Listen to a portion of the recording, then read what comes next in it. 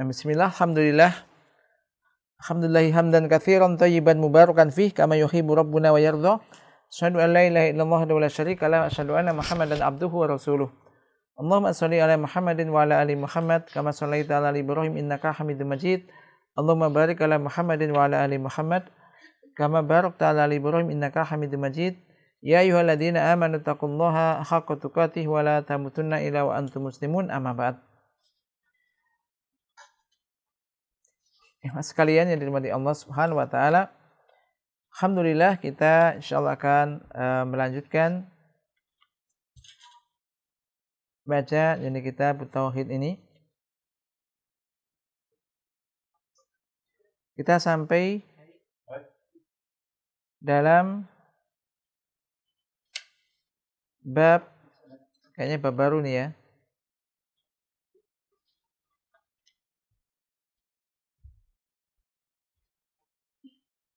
Jadi tentang ad-du'a ila syahadati an la ilaha illallah. Iya, sampai itu ya. Iya kan? Nah, bab ad-du'a ila syahadati an la ilaha illallah. Da'a ila, doa, ini maksudnya adalah berdakwah. Jadi bab tentang berdakwah, mengajak manusia kepada syahadat an la ilaha illallah.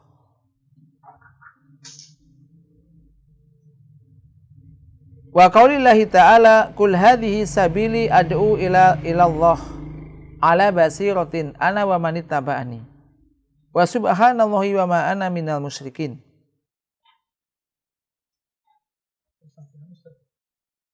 Baru setengahnya ini. Baru setengahnya pembahasan ini. Ayat ini tapi sudah. Berarti hari ini al-ma'na ijmali. Oh, taib. Nah, jadi ini kemarin kita telah baca sampai separuhnya kalau nggak salah ya. Tentang bab ini. Yakni tentang berdakwah kepada syahadat an la ilaha illallah. Kita ulang sekilas bahwasanya hubungan bab ini dengan kitab tauhid. Jadi setelah penulis rahimahullah menyebutkan di bab-bab sebelumnya tentang at-tauhid, tentang keutamaan at-tauhid,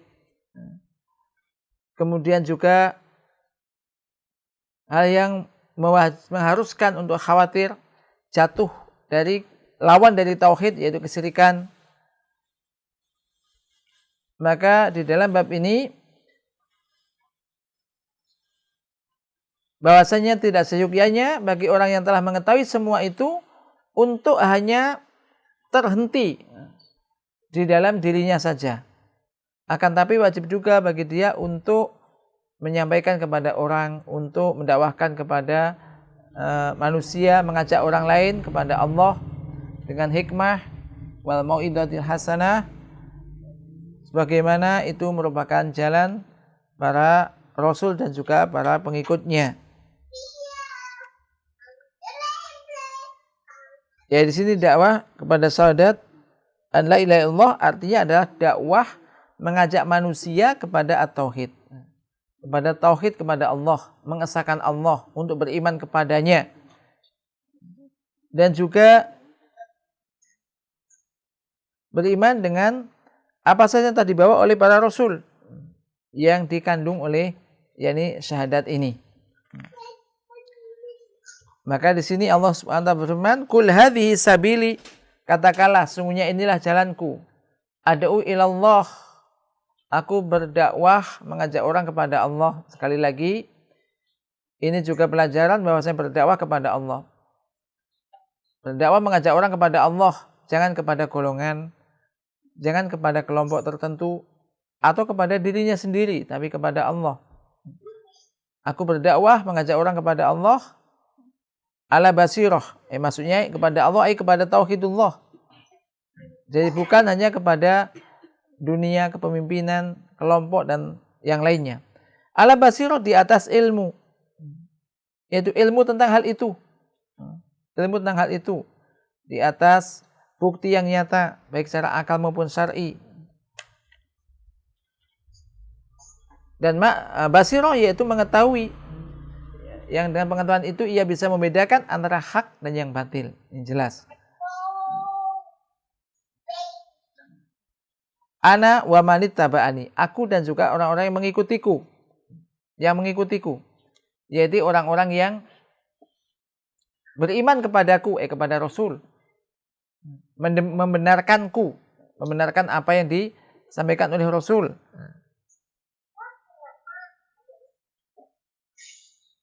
Demikian juga ada kemungkinan bahwasanya ini juga diikutkan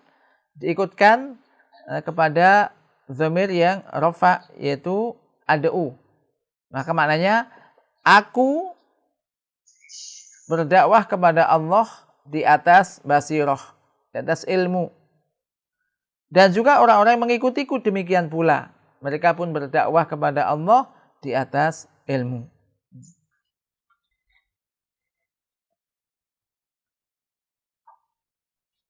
Bisa juga difahami bahwasanya diatafkan kepada ana. Jadi ana wa adba'in, aku dan pengikutku ini di atas basirah, di atas ilmu ini. Dan keduanya ini mengandung makna, kedua makna tersebut, ataf ini. Maka pengikutnya yaitu ahlul basirah, orang yang berada di atas ilmu, yang menyeru, mengajak orang kepada Allah Subhanahu wa taala. Maka ditutup ayat ini dengan subhanallah, maha suci Allah. Maha suci Allah, pensucian kepada Allah Subhanahu wa taala. Aku sucikan Allah dari sekutu. Baik sekutu di dalam kepemilikannya atau juga sembahan yang disembah, yakni apa? Selain Allah. Maksudnya Allah maha suci dari semua itu. Wa ma ana minal musyrikin, dan aku bukan termasuk orang-orang yang berbuat syirik. Nah, selanjutnya kita masuk dalam bab berikutnya, masalah berikutnya yaitu makna. Apa sih makna global dari ayat ini? Ikhwas sekalian dimani Allah Subhanahu wa taala, Rasulullah Fauzan menyebutkan, ya'murullahu wa rasulahu ayyukhbirun nasa an tariqatihi wa sunnatihi anha da'watu ila syahadati an la ilaha illallah ala ilmin wa yakinin wa burhanin. Wa kullu man ittaba'ahu yad'u ila ma yad'u ilaihi ala ilmin wa yakinin wa burhan. Jadi Allah Subhanahu wa taala memerintahkan rasulnya, yakni Rasulullah Muhammad SAW, untuk mengabarkan, untuk memberitahukan kepada manusia, yaitu tentang apa? Tentang jalan beliau, sunnah beliau, yaitu berdakwah, mengajak orang kepada syahadat an la ilaha illallah. Syahadat tiada sembahan yang hak disembah kecuali Allah. Ini pada tauhid. Ala ilmin, tapi di atas ilmu. Harus di atas ilmu. Dan juga di atas ilmu, keyakinan dan juga bukti yang nyata. Demikian juga setiap orang yang mengikuti beliau, mengikuti Rasulullah Sallallahu Alaihi Wasallam, ia pun akan mengajak manusia kepada apa yang diserukan oleh Rasulullah Sallallahu Alaihi Wasallam, yaitu tetap di atas ilmu, dengan di atas ilmu, keyakinan dan juga burhan. Di atas ini apa? Bukti yang nyata, hujah. Demikianlah memang. Jadi berdakwah kepada Allah Subhanahu wa taala ini hendaknya disertai dengan ilmu. Wa annahu huwa wa atba'uhu yunazzihuna Allah anisariki lahu fil mulkihi wa anisariki lahu fi ibadatihi wa yatabarra'u mimman asyraka bihi wa in kana aqraba qaribin. Selanjutnya beliau, yakni Rasulullah SAW dan juga para pengikut beliau, ini mereka mensucikan Allah dari sekutu, dari yakni apa? Sekutu, tandingan-tandingan, sekutu baginya. Baik di dalam kepemilikannya, demikian juga mensucikan Allah dari sekutu di dalam peribadahan kepadanya. Tidak ada kesyirikan bagi Allah, baik dalam kepemilikannya, mengatur, memiliki, termasuk juga di dalam hak untuk menerima ibadah hanya Allah semata. Tiada sembahan yang lain selain Allah. Wa tabarra'u mimman asyraq, dan beliau juga berlepas diri dari orang-orang yang menyekutukan Allah. Orang-orang berbuat syirik kepada Allah, berlepas diri. Wa in kana aqraba qaribin, walaupun dia itu kerabat yang paling dekat. Jadi walaupun kerabat yang paling dekat, kalau dia itu berbuat syirik, maka ya sudah lepas, berlepas diri, tidak ikut-ikut. Ini. Selanjutnya, apa hubungan ayat ini dengan bab? Kita tadi sebutkan bahwa bab ini bab tentang berdakwah, mengajak orang kepada syahadat an la ilaha illallah. Maka ayat ini, konteks hubungannya dengan bab ini, bahwasanya Allah Subhanahu wa taala dzakara fiha tariqatar rasul wa atba'ihi. Wa hiya da'watu ila syahadati an la ilaha illallah ala ilmin bima yad'una ilaihi. Bahwasanya Allah Subhanahu wa taala menyebutkan di dalam ayat ini, tentang apa? Tentang thariqah, tentang jalan yang ditempuh oleh Rasul, Rasulullah SAW, dan juga pengikut-pengikut beliau. Yaitu apa jalannya? Berdakwah, mengajak orang menuju syahadat an la ilaha illallah. Menuju tauhid. Menyerukan manusia diajak kepada syahadat an la ilaha illallah. Ala ilmin, yaitu di atas ilmu. Ilmu tentang apa? Ilmu tentang apa yang mereka serukan. Jadi mau dibawa kemana mereka? Mereka tahu itu. Fafiha, maka di sini, di dalam ayat ini, yaitu terdapat kewajiban untuk berdakwah, mengajak manusia kepada syahadat an la ilaha illallah, yang ia merupakan pembahasan pokok di dalam bab ini. Jadi di sini disebutkan tentang wajibnya berdakwah, mengajak orang untuk menuju syahadat an la ilaha illallah. Jadi ini jelas ada hubungan yang kuat bahwa maka ayat ini dijadikan dalil oleh mu'alif di sini. Adapun pelajaran yang bisa diambil dari ayat ini, yakni surat Yusuf ayat 108. Surat Yusuf ayat 108.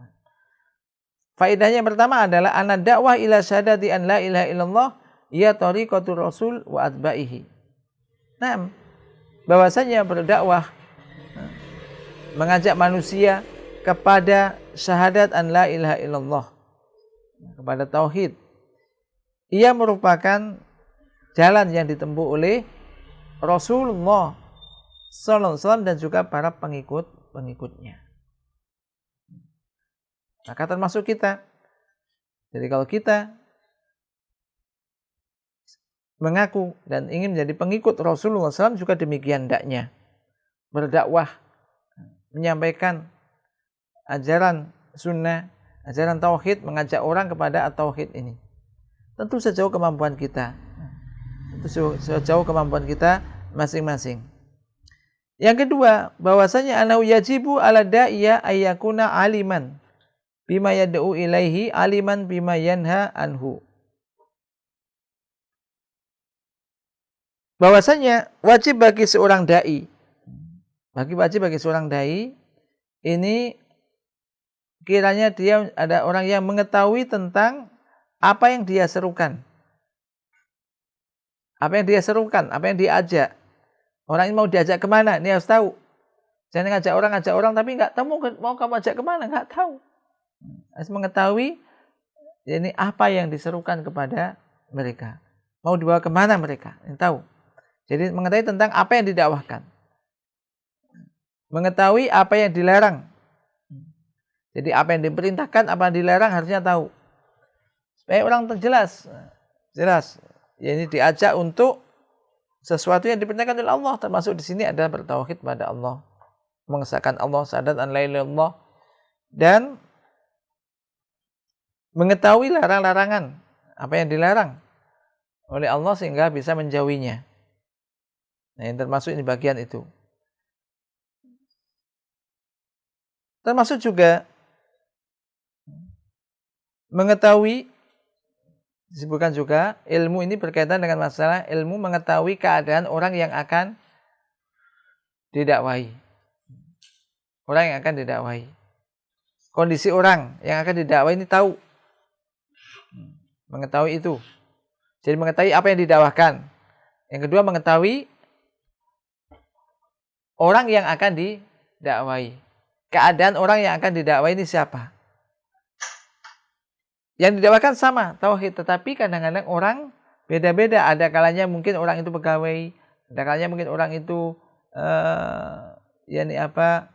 pejabat, atau juga rakyat, atau juga mungkin rakyat biasa.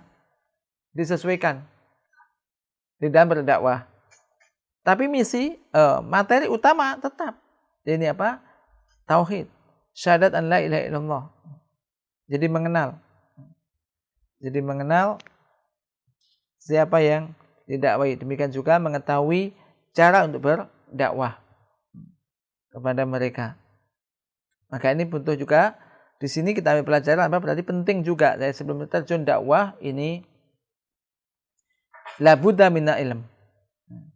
Mengetahui apa yang akan didakwahkan, dia tahu. Jadi tidak boleh pokoknya berdakwah, pokoknya mengajak orang, tapi nggak tahu mau dibawa kemana orang ini. Kemudian yang ketiga, yaitu at-tanbih alal ikhlas fi dakwah. Ya, ini penegasan bahwasanya orang yang berdakwah harus ikhlas karena Allah Subhanahu wa taala. Jadi tidak ada tujuan utama untuk berdakwah ini kecuali mengharapkan wajah Allah Subhanahu wa taala. Bukan sekedar untuk mendapatkan harta, kepemimpinan politik, atau mungkin pujian orang.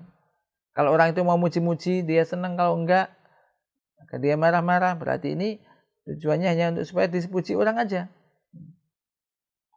Atau juga tidak pula tujuan dakwahnya ini hanya berdakwah kepada kelompok atau madhab tertentu.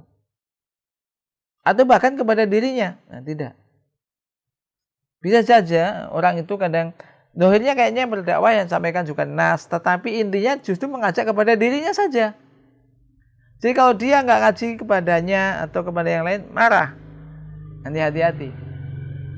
Sementara yang mungkin teman yang lain atau ustaz temannya yang lain itu juga berdakwah kepada Allah, mengajaknya. Maka nggak masalah. Ya kan? Karena juga ada orang yang misalkan berdakwah, ketika yang disampaikan tidak diterima, ini marah-marah. Nah, harus diterima, harus dicatat dan seterusnya. Nah, jadi ini sementara kalau ada sesuatu nas syariat Allah nggak diterima, tenang aja. Yang penting apa yang disampaikan diterima. Nah, ini hati-hati.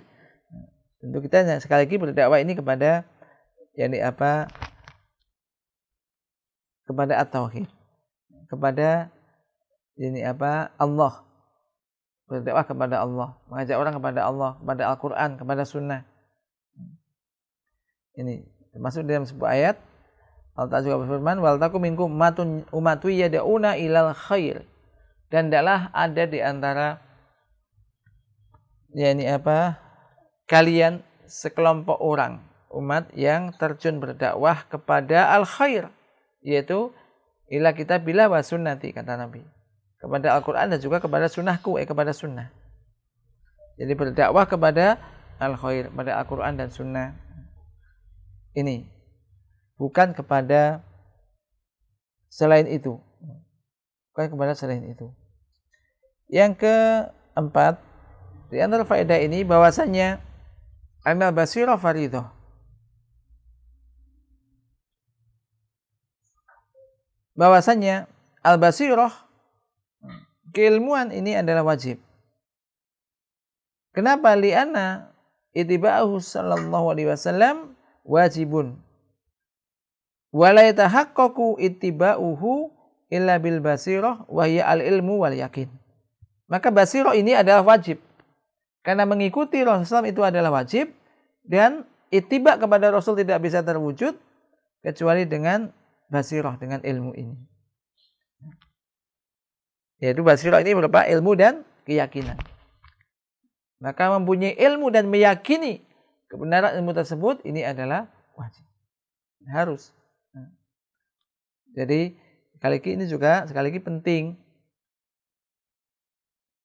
kita sebelum mengajak orang, menyampaikan kepada orang, maka paling tidak kita mengetahui apa yang akan kita sampaikan. Walaupun mungkin sebagian itu aja, satu hadis mungkin, satu ayat mungkin tapi kita tahu itu yakin kebenarannya, disampaikan. Nah, kemudian yang fawaid atau pelajaran yang berikutnya ada yang kelima, husnul tauhid. Dari tanzihu lillahi ta'ala. Bagusnya ketauhidan. Mulianya dan bagusnya ketauhidan. Kenapa? Karena tauhid itu merupakan mensucikan Allah Subhanahu wa taala dari sifat-sifat yang tidak layak bagi Allah Subhanahu wa taala. Ini bagusnya apa? At-tauhid. Sebaliknya yang keenam adalah jeleknya kesyirikan. Kenapa? Karena kesyirikan merupakan masabbah, celaan kepada Allah, cercaan kepada Allah Subhanahu wa taala. Dan yang ketujuh di antara pelajaran dari ayat ini, wajibnya untuk ibtiat, wajibnya untuk wujubu ibtiatil muslim anil musyrikin. Wajibnya seorang muslim untuk menjauhi orang-orang musyrik. Wajibnya seorang muslim menjauhi orang-orang musyrik.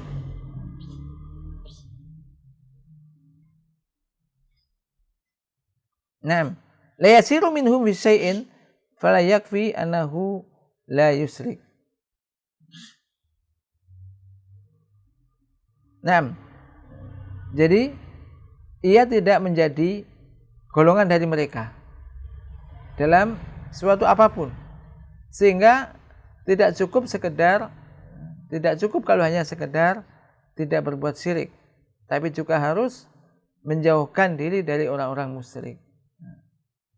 Jadi kalau dia nggak bisa untuk mendakwai, khawatir takut jatuh kepada ikut mereka, ya semacam ini.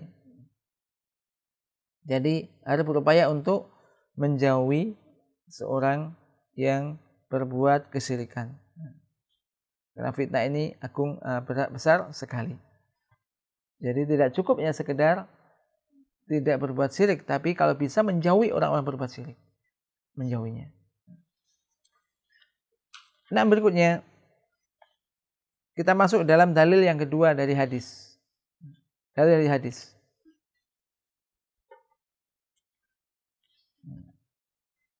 Dari Ibnu Abbas, Ibnu Abbas radhiyallahu anhu, anna Rasulullah sallallahu alaihi wasallam lamma ba'asa Mu'adzan ila Yaman, qala lahu innaka ta'ti qauman min ahlil kitab. Fayakun awwala ma tad'uuhum ilaihi syahadatu an la ilaha illallah. Wa fi riwayatin ila ayyuhidullaha. Fa inhum ata'uka lidzalik fa'alimhum anna Allah iftaradha alaihim 5 sholawat fi kulli yaumin wa lailatin. Fa inhum ata'uka lidzalik fa'alimhum anna Allah iftaradha alaihim sodakotan tu'khadu min agniyaihim wa faturaddu ala fuqaraihim. Fa inhum ata'uka lidzalik fa iyyaka wa karaima amwalihim wattaqi da'watal madlum fa innahu laisa bainaha wa bainallahi hijabun. Akhrajahu Bukhari wa Muslim. Masuk juga Imam Tirmidzi dan juga Abu Dawud dan juga Imam Ahmad. Nah, kita artikan dari Ibnu Abbas radhiyallahu anhu bahwasanya Rasulullah SAW ketika mengutus Mu'adz, mengutus Mu'adz ke Yaman, qala lahu, beliau berpesan kepada, yakni mengatakan kepada Mu'adz, kepada yakni Mu'adz bin Jabal ini.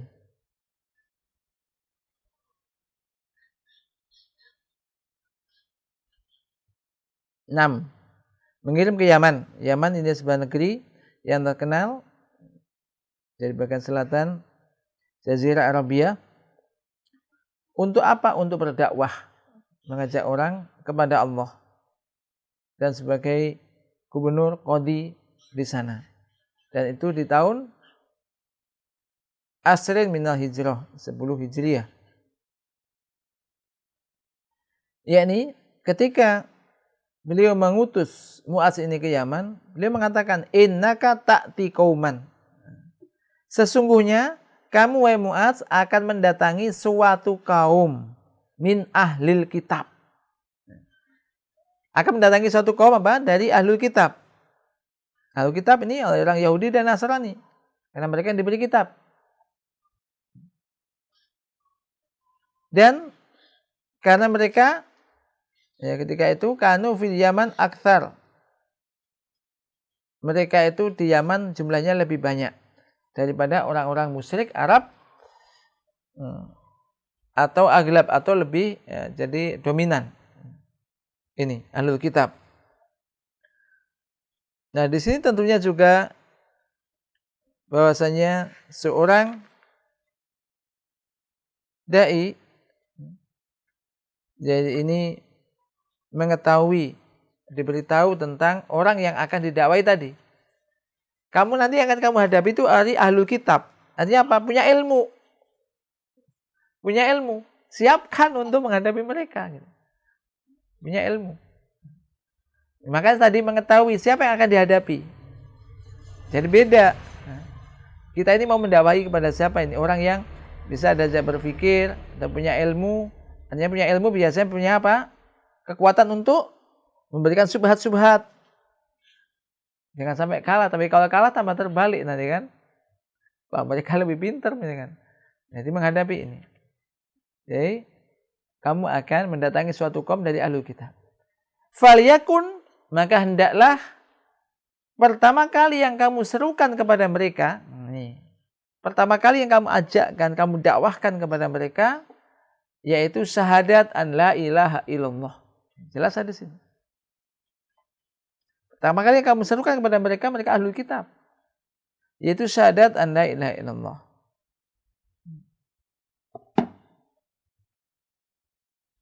Dan ini bisa dibaca syahadatu, bisa juga dibaca yakni apa? Syahadata. Kalau syahadatu berarti isim kana. Kalau syahadata berarti khobar kana. Tidak mengubah arti. Maka adalah pertama kali yang kalian seruan, yang kamu serukan kepada mereka adalah syahadat an la ilaha illallah. Dalam sebuah riwayat disebutkan, jadi riwayat yang lain di dalam Sahih Bukhari disebutkan ila ayyuhidullah. Jadi pertama kali yang kamu serukan kepada mereka adalah agar mereka mentauhidkan Allah. Mentauhidkan Allah. Jadi sama nih. Lafaz yang pertama syahadat an la ilaha illallah. Yang kedua, agar mereka mentauhidkan Allah. Yang tidak bertentangan. Karena syahadat an la ilaha illallah juga intinya mentauhidkan Allah. Menjelaskan bahwasanya tidak ada semanya hak disembah kecuali Allah. Mentauhidkan Allah Subhanahu wa taala. Fa inhum atau ukalidzalik. Jika mereka telah taat, jika mereka telah mentaatimu akan hal itu, maksudnya mereka telah bersyahadat. Kemudian mereka tunduk patuh, mau menerima dakwahmu. Dakwah yang pertama yaitu apa? Syahadat an la ilaha illallah atau mentauhidkan Allah. Mereka tunduk patuh dengan itu dan kufur kepada semua yang disembah selain Allah. Sudah demikian itu, maka fa'alimhum, beritahukan kepada mereka, tahapannya. Beritahukan kepada mereka bahwasanya Allah mewajibkan sholat 5 waktu di dalam sehari semalam. Yang wajib mereka tunaikan. Sholat 5 waktu. Ini jelas. Jadi syahadat dulu. Kemudian sholat. Sampaikan setelah itu Allah mewajibkan sholat 5 waktu dalam sehari semalam. Fa'inhuma atau ukali dzalik, jika mereka pun telah menerima itu, yaitu mereka beriman tentang kewajiban sholat 5 waktu, tentang diwajibkannya sholat 5 waktu itu. Wa aqamuha, dan mereka mendirikan sholat tersebut.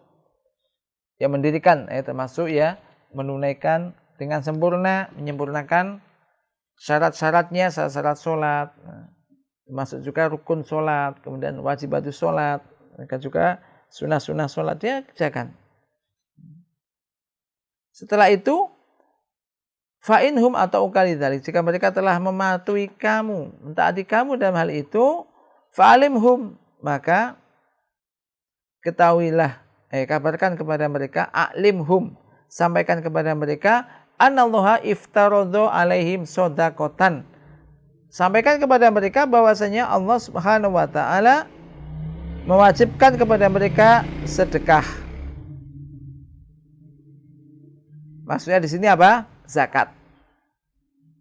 Zakat. Aujaba alaihim az-zakah. Jadi Allah mewajibkan apa? Zakat kepada mereka. Yang zakat ini tu'khadhu min agniyaihim, diambil dari orang-orang yang kaya, faturaddu ala fuqaraihim, lalu dibagikan kepada orang-orang yang fakir di kalangan mereka. Zakat diambil dari yang kaya, diberikan kepada yang miskin. Ini lebih bagus. Kenapa? Ikut merasakan. Ini punya tetangga kaya, tetangga si kaya ini miskin-miskin atau pas-pasan, tapi nggak pernah juga terima zakatnya. Kayak ini, lihat ini. Tu'khadhu, diambil dari orang-orang yang kaya di antara mereka, lalu diberikan kepada orang-orang yang miskin, yang fakir.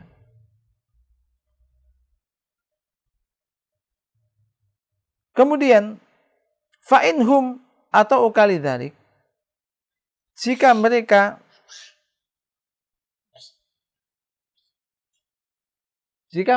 telah mematuhi kamu, menerima itu, untuk itu, maka fa'iyyaka wa karaima amwalihim, maka jauhilah oleh kamu sekalian, iyyaka ini maksudnya tahdzir, peringatan, berhati-hatilah, jauhilah oleh kamu sekalian, wa karaima, dan bahasa Arab ada iyyaka wa, ini berarti ini menunjukkan jauhilah oleh kamu. Contohnya iyyaka wal kadzibak, janganlah kamu dusta. Nah, di sini iyyaka wa karaima amalihim. Hati-hatilah. Jadi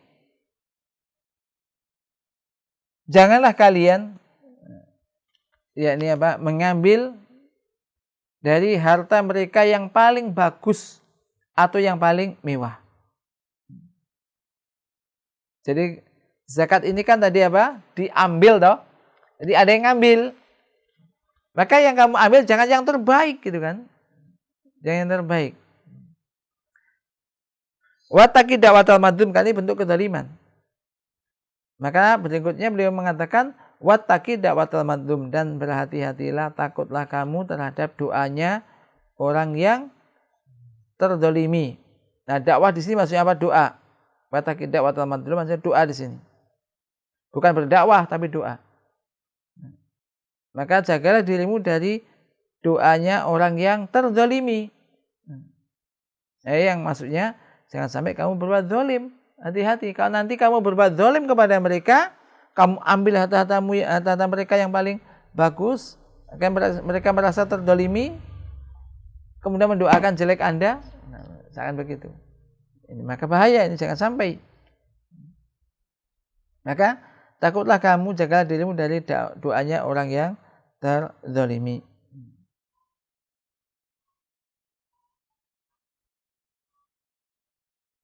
Kemudian wa taqi da'watal madlum. Kenapa? Fa innahu laisa bainaha wa bainallahi hijab.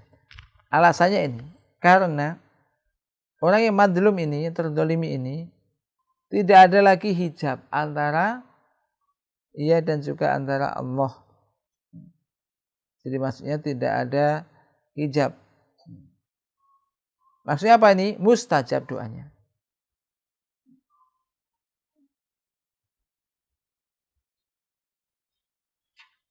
Dan tidak ada hijab yang menutupi antara Allah dan dia. Doanya mustajab. Siapa ini? Orang yang terdolimi. Maka ini juga hati-hati ya. Hati-hati jangan sampai mendolimi seseorang. Permasalahannya kadang-kadang orang itu berbuat dolim tapi merasa didolimi. Bagaimana orang-orang salaf dulu mengatakan, kamu itu mengaku pintar pada kamu bodoh. Kamu itu merasa telah didolimi oleh orang pada kamulah yang berbuat dolim kepada orang. Nah, ini penting. Jadi ini jangan sampai mendolimi seorang, karena ketika orang terdolimi doanya ini mustajab. Ya kamu mendoakan yang baik-baik enak. Kamu mendoakan jelek-jelek lah. Ini hati-hati. Tentu ini juga berkaitan dengan hak manusia. Terkadang sebagian orang ketika memikirkan, itu bukan tauhid. Itu bukan masalah akidah misalkan. Akhirnya meremehkan masalah muamalah dengan orang. Akhirnya sering menggunakan atau tidak sesuatu yang bukan miliknya diambil semacam itu.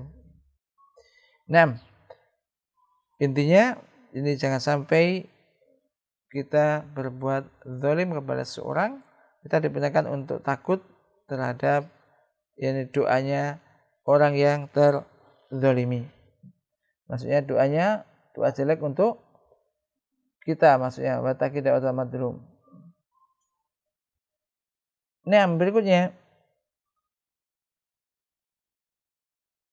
makna global dari hadis ini, hadis yang agak panjang ini, bahwa Nabi SAW ketika menyuruh Mu'adz bin Jabal, menugaskan Mu'adz bin Jabal radhiyallahu an ke Yaman untuk berdakwah kepada Allah dan mengajarkan kepada mereka.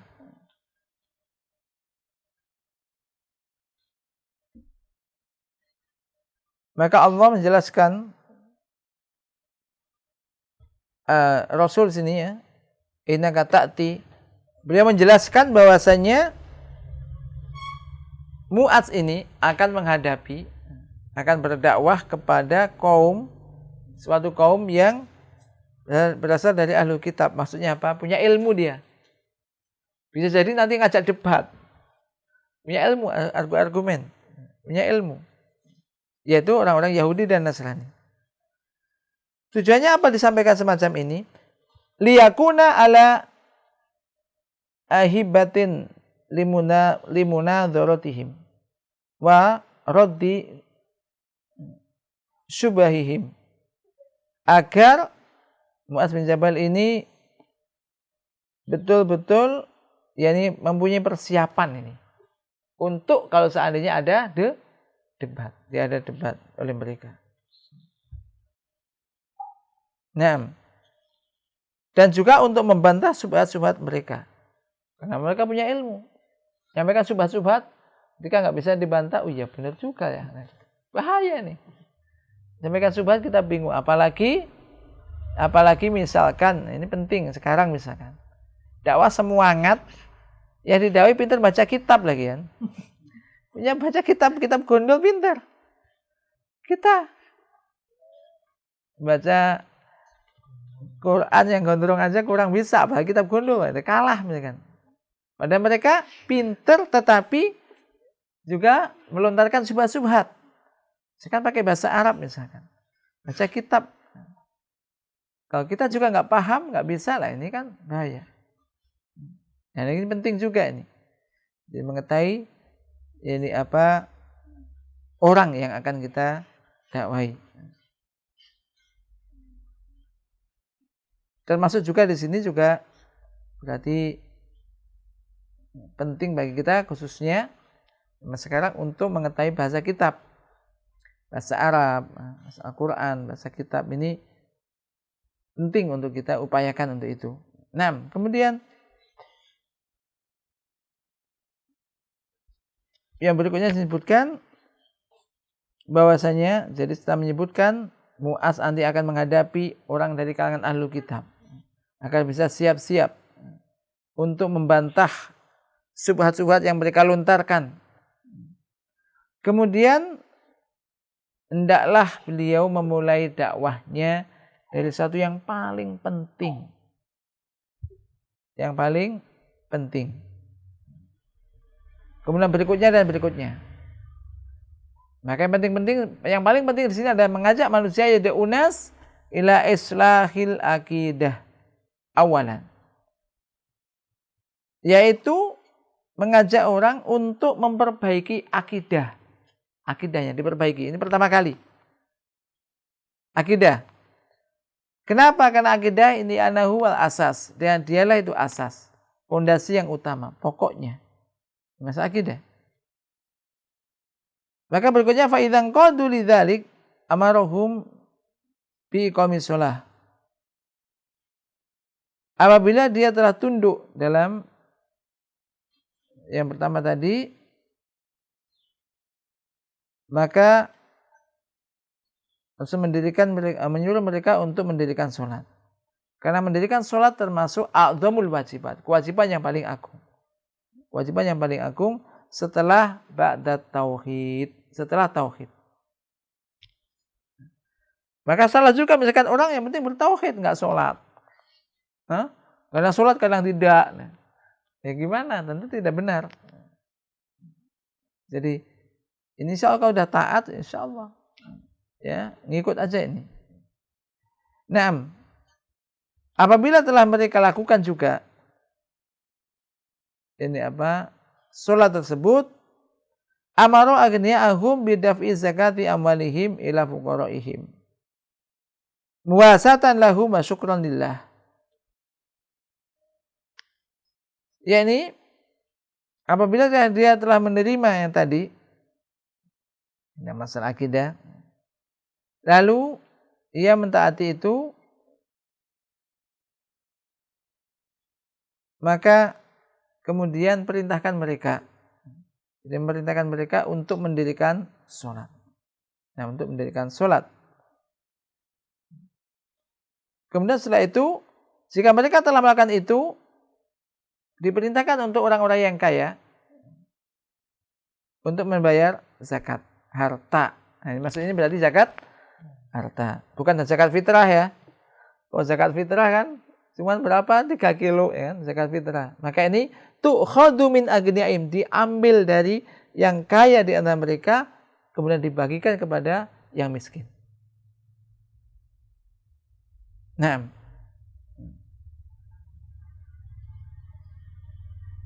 untuk apa? Bentuk untuk membantu mereka orang-orang yang enggak mampu dan juga sebagai bentuk syukur kepada Allah Subhanahu wa taala. Kemudian di bagian akhir beliau Rasulullah memberikan peringatan tahdzir, peringatan yakni kepada Mu'adz jangan sampai dia mengambil harta yang paling mewah. Karena yang wajib itu adalah tengah-tengah. Tengah-tengah. Kemudian beliau menganjurkan yaitu untuk berlaku adil, untuk tidak zalim. Di mana kita ambil? Karena beliau mengatakan doanya orang yang madlum, orang dizalim itu mustajab. Tidak ada tabir yang menutupinya. Nah ini dari sini. Taib. Kemudian apa konteks hubungannya hadis ini dengan berdakwah kepada tauhid? Nah, kita perhatikan bahwasanya hendaknya pertama kali kata Nabi, pertama kali yang kamu jadikan dakwah, yang kamu serukan kepada mereka adalah yakni syahadat an la ilaha illallah. Syahadat an la ilaha illallah, kepada tauhid. Maka Di situ juga terdapat apa? Irsalu dakwah lidzalik. Jadi apa? Mengutus irsalu duat, mengutus para dai, orang-orang yang diutus untuk terjun berdakwah, untuk mendakwahkan hal itu. Jadi syahadat an la ilaha illallah ini yang pertama kali. Naam. Ada beberapa pelajaran yang bisa kita ambil dari hadis ini. Yang pertama, saya dilihat situ, masru'iyatu irsalid du'at ilallah. Disyariatkannya untuk mengutus para dai, orang-orang yang berdakwah kepada Allah. Jadi disyariatkan untuk itu. Ya, beberapa daerah, kemudian yang belum tersentuh, maka ini disyariatkan untuk mengirim dai pedalaman gitu kan kepada Allah. Terkadang banyak sekarang dakwah itu yang banyak di kota, ya kan. Pedalamannya orang-orang yang jauh dari kota, ya sama sebetulnya. Mereka juga harus mengetahui atau mendapatkan ilmu, khususnya ilmu tentang masalah agama. Maka di sini disyariatkannya untuk bisa mengutus orang, yakni apa? Dai yang menyerukan manusia kepada Allah Ta'ala. Yang kedua, anna syahadata an la ilaha illallah awal wajibin. Bahwasanya syahadat an la ilaha illallah itu adalah kewajiban yang pertama. Kewajiban yang pertama, wahia awalu ma yud'a ilaihin nas. Dan ia merupakan materi pertama kali yang diserukan kepada manusia, yaitu apa? Untuk berdakwah kepada tauhid tadi. Nah, kemudian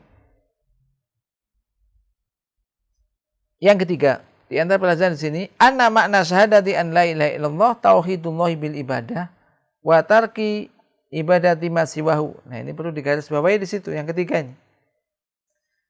Ini intinya bahwasanya makna dari syahadat an la ilaha illallah, maknanya itu adalah apa berarti?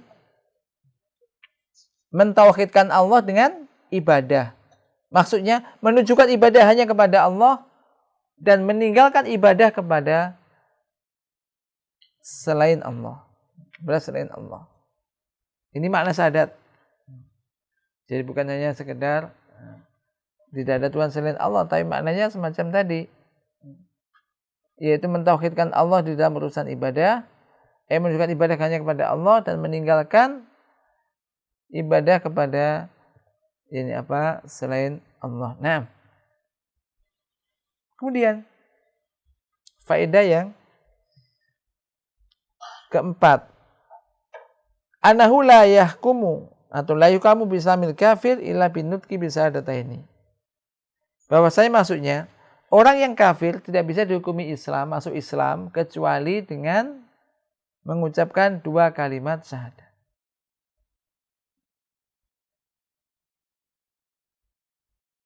Yang kelima, bahwasanya manusia terkadang dia sebagai qari, ahli bacaan, bagus bacaannya. Aliman, orang yang berilmu.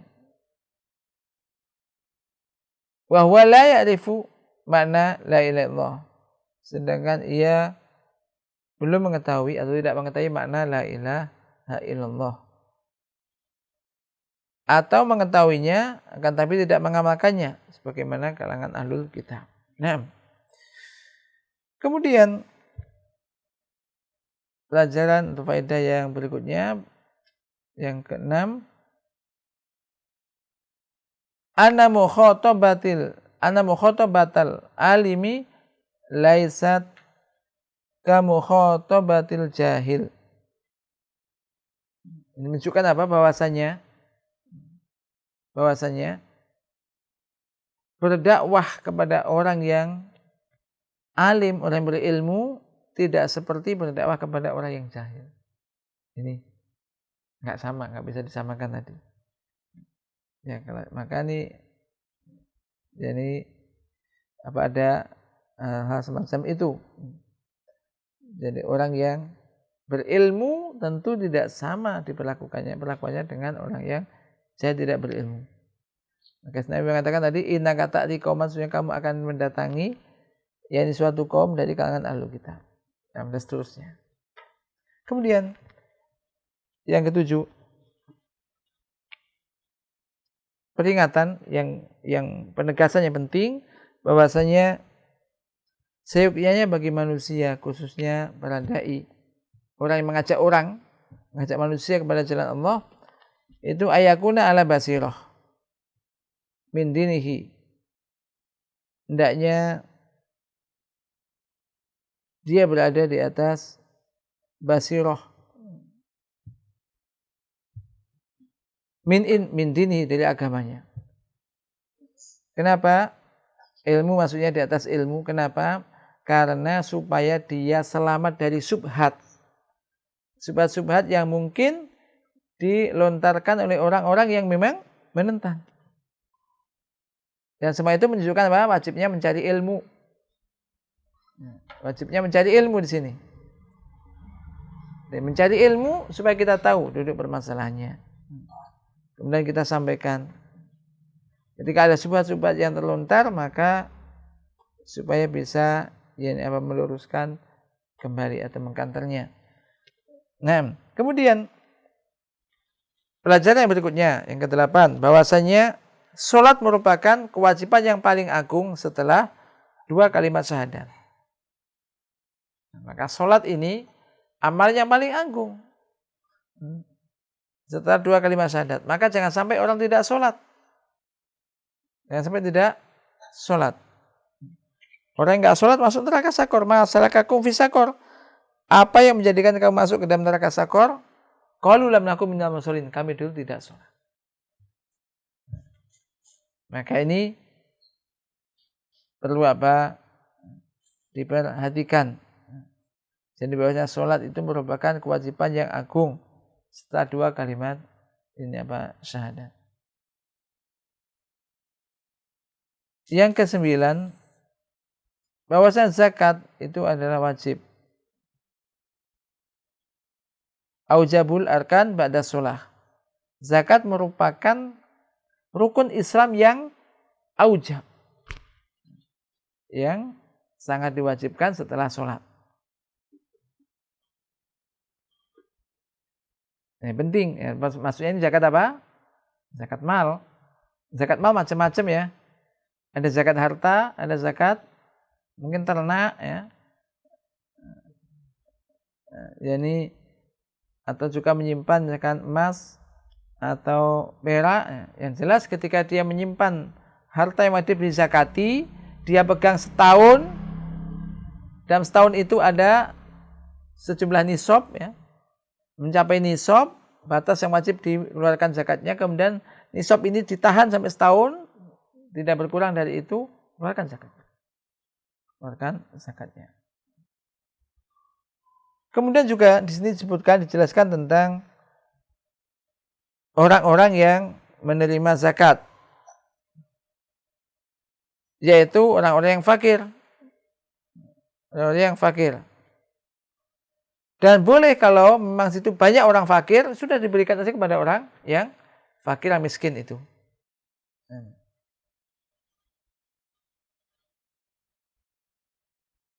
Kemudian juga sebelum ke situ, kalau misalkan tidak ada orang yang mengambil zakat kita, tidak ada orang yang mengambil zakat kita, kita diam menunggu atau tak bayar zakat, atau kita bayar zakat langsung. Itu kan lafaznya diambil, tapi ini setahun 2 tahun nggak pernah ada orang datang ke rumah saya untuk ngambil zakat saya misalkan kan. Udah kaya itu zakatnya banyak, hartanya misalkan. Nah, dalam hal semacam ini bisa aja langsung dikasihkan. Kalau memang sudah mencukupi syarat tadi, mencapai nisab, dipegang setahun, udah langsung dibagikan boleh. Tangga sekitar. Ya ini tentunya ini lebih bagus tadi. Karena konteksnya hadis diambil dari yang kaya diberikan pada yang miskin.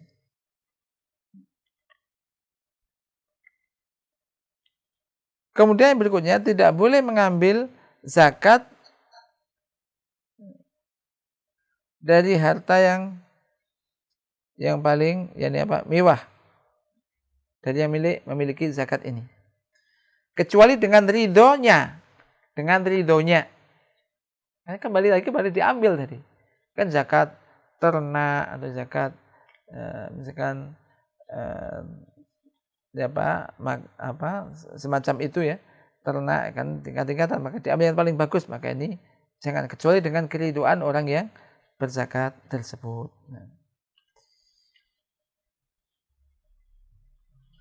Kemudian yang terakhir, at-tahdhir minadz-dzulm, peringatan keras dari perbuatan zalim. Dan bahwasanya doanya orang yang madlum, terzalimi ini mustajab walaupun dia itu maksiat. Bisa aja kan orang itu akan maksiat berdoa karena dia dizalimi, doanya bisa aja mustajab dia. Nah, maka ini hendaknya berhati-hati. Terutama kita yang mungkin sudah agak lama ngaji, sudah tahu gitu. Masalah mendolimi ini jangan sampai ya. Mendolimi teman, mendolimi orang gitu kan. Ini bahaya. Ya kalau orangnya ridho, kalau enggak, wah didoakan tadi. Seandainya pun tidak mendoakan, tapi nanti tetap adzulmu dzulumatun yaumil qiyamah. Kegelapan itu, kedoliman itu menjadi kegelapan nanti pada hari kiamat. Berat itu. Berat. Jadi ini hati-hati. Jangan berbuat zalim, mungkin dengan mengambil sesuatu yang bukan miliknya dia ambil. Nanti telah berbuat zalim. Nah mungkin naktafi fi hada. Jadi satu ayat dan juga satu hadis berkaitan dengan bab tentang berdakwah, mengajak manusia kepada syahadat an la ilaha illallah, atau juga kepada tauhidullah, kepada tauhid kepada Allah Subhanahu wa taala. Allah alam bisawab. Allah manfa'na bima 'allamtana wa 'alimna ma yanfa'una wa rzuqna ilman tanfa'una bih. Wa sallallahu ala nabiyyina Muhammad. Nah, mungkin ada yang mau ditanyakan atau sampaikan, silakan.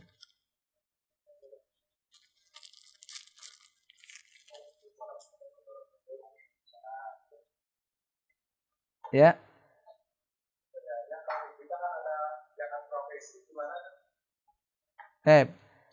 Pendapat yang kuat yang tidak ada. Jadi kalau kita mendapat gaji, ya udah kumpulkan dulu aja. Kumpulkan, nanti kan kita kan ketika menerima gaji dari kerjaan kita, kan terkadang kita butuh uang banyak, sehingga kadang-kadang bisa aja gaji itu kemudian habis di tengah jalan. Paham maksudnya? Setelah dibuat makan, kemudian untuk ini, untuk itu, misalkan kebutuhan. Sehingga ketika setahun ini bisa jadi tidak mencapai nisab. Bisa jadi. Maka tetap para ulama menyebutkan syarat zakat itu adalah mencapai nisab, batas minimal untuk dikeluarkan zakatnya, dan dipegang nisab itu selama setahun tidak kurang. Setahun. Nah, ini insya Allah yang kuat. Jadi bukan langsung. Tapi kalau misalkan diambil tiap bulan, disisihkan dulu, nanti ketika setahun di total dilihat apakah simpanan itu sudah mencapai nisab. Kemudian kalau sudah semuanya dihitung. Ya, kalau harta berarti 2,5%-nya. Kapan ini? Bukan tiap bulan, tapi setahun. Iya, setahun. Beda, dan jangan dikiaskan dengan orang panen. Memang zakat panen ada. Kapan diberikan? Berapa tahun sekali kalau zakat panen? Setiap panen, ya kan? Itu kan panen setahun 3 kali. Ya udah, setiap panen selama hasil panennya ini mencapai nisab. Nah, wallahu a'lam bishawab. Tentang mengilmui tadi, Tentang diperagakan di cara memilih imam sholat yang umurnya sama, tuanya sama, bedanya cuma yang satu mengilmui tapi tidak mengamalkan, yang satu ilmunya sedikit tapi mengamalkan. Itu kita pilih yang mana, Ustaz? Ini dari sisi untuk dipilih untuk apa nih? Imam sholat. Oh, imam sholat. Nah, memang pada asalnya imam itu kan aqra'uhum, orang yang paling banyak hafalan dan juga ilmunya tentunya tentang Al-Quran gitu kan, tentang Al-Quran. Jadi imam sholat. Jadi nggak hanya sekedar, sebetulnya nggak hanya sekedar bacaannya saja, tapi juga bacaannya iya, kemudian dia paham juga, termasuk paham tentang sholat, berkaitan dengan hukum sholat. Bagaimana kalau terjadi sesuatu yang kurang pas di dalam sholat, misalkan ada sujud sahwi, apa, jangan sampai kadang-kadang orang imam nggak ngerti juga. Kadang-kadang ada imam sujud sahwi, apa itu sahwi? Sujud cuma sekali. Atau juga kadang-kadang diulang dari awal aja lah, daripada repot-repot sujud sahwi, nggak ngerti itu apa sujud sahwi, karena nggak paham. Jadi ini pada asalnya itu, kalau sama dengan Al-Quran, maka yang paling sesuai dengan sunnah. Yang ditanyakan ini ada nih, dari mana kita tahu dia itu mengamalkan apa enggak? Atau dari mana kita tahu dia ilmunya banyak tapi nggak ngamalkan? Mungkin dari amalan-amalannya ya, perbuatannya nggak sesuai dengan sunnah atau nggak sesuai dengan syariat. Mana yang didulukan? Sedikit ilmunya tapi diamalkan, atau orang banyak ilmunya tapi nggak diamalkan? Perhatikan, orang yang punya ilmu nggak diamalkan kan maghdub ya. Maghdub, hati-hati. Jadi orang yang dimurkai. Maka kembali kepada di situ. Kalau bisa imam itu kan panutan ya. Imam itu panutan. Jadi sebetulnya imam itu bukan sekedar profesi ya. Kalau profesi misalkan kan sekarang kan zaman profesi, orang dipanggil jadi imam. Kamu ngimami top pokoknya sudah. Enggak usah nyampaikan ini, nyampaikan itu. Pada asalnya kan tidak, pada asalnya. Kalau di zaman dulu kan ya imam ya imam negara, kemudian juga ya imam sholat kan gitu. Ya memang ini gambaran, imam itu untuk diikuti, jadi panutan yang baik tentunya, ya, panutan yang baik. Ya kalau ada ini jadi imam tapi nggak merasa jadi imam, maksudnya nggak merasa dirinya jadi imam, artinya ucapannya, perbuatannya tidak mencerminkan sesuatu yang baik, maka tentunya wallahu a'lam ya milih imam yang baik. Itu kalau bisa dipilih. Kalau memang boleh dipilih. Ada ukurannya semacam tadi. Ya, ilmu tentang aqra'uhum, yang paling banyak bacaan Al-Qur'annya dan juga paham, termasuk juga mengamalkan itu. Tentunya demikian. Tentunya. Jadi kenapa? Karena ini suatu amalan yang besar gitu kan. Dan juga bisa menjadi contoh bagi makmumnya. Nah, sekarang permasalahannya, ini adalah untuk masa yang imam rawatib. Kalau imam rawatib kan sebenarnya sudah dipilih tuh. Sudah ditentukan, oh ini masjidnya ini, imamnya ini gitu kan. Atau kita sedang dalam sesuatu yang nggak ada imam rawatibnya, siapapun bisa ganti-ganti itu imamnya gitu kan. Ya kalau memang sudah ada imam rawatibnya di situ ditentukan gitu. Apalagi ditentukan misalkan oleh negara misalkan kan. Negara imamnya ini gitu kan. Nah kita ya udah ngikuti imam. Kalau ada dua orang, ini imam tapi kadang-kadang amalannya nggak ada nih, bertentangan dengan ilmunya yang sunnah misalkan. Di tempat yang lain ada imam yang ya bagus, ya, misalkan ya. Maka kalau kita bisa bermakmum kepada orang yang imamnya lebih bagus, tentu ini insya Allah lebih baik daripada sholat Allahu Akbar kemudian ngerundil hatinya. Baca gitu, dia perbuatannya gini kan. Maka jangan sampai imam itu dibenci oleh makmumnya. Makmumnya nggak suka. Ini kan nggak boleh juga. Sebagian besar makmumnya nggak suka ini. Dia paksakan maju sendiri. Nah ini kan nggak bisa tidak. Karena bisa tidak. Kenapa? Bisa mengganggu. Ini makmum. Nah pilih yang terbaik. Yang terbaik. Wallahu a'lam bishawab. Nah,